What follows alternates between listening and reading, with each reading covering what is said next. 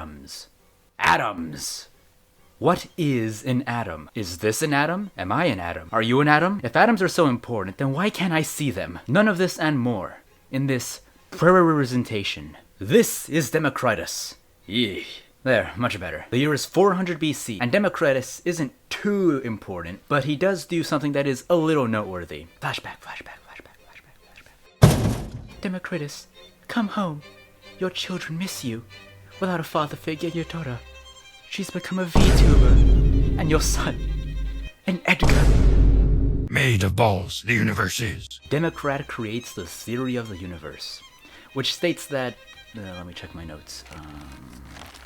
He creates the atom. Flash forward a few years into the 1800s, and we meet a Mr. John Dalton. Mr. Dalton comes up with a few rules for the atoms. Alright, listen up. You want to be atoms, you've got to follow some rules. Firstly, you will make up all matter. Secondly, you are to be indestructible. Thirdly, garments will be categorized by your weight. And last but not least, when elements reach, you will join with your fellow brethren to form new compounds. He also makes the first model of the atom. Here it is.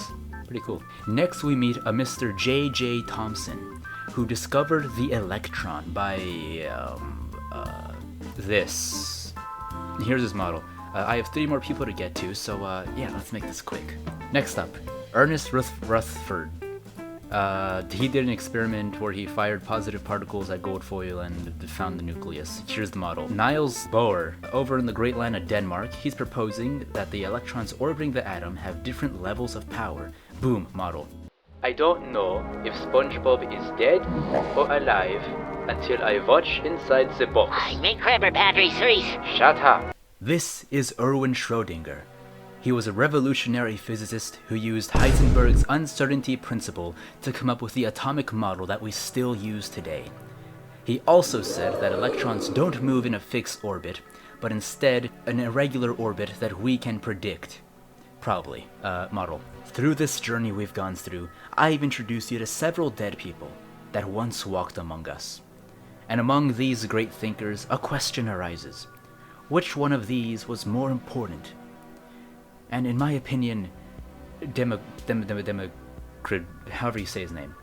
After all, without him, none of this would have happened. Probably. Maybe.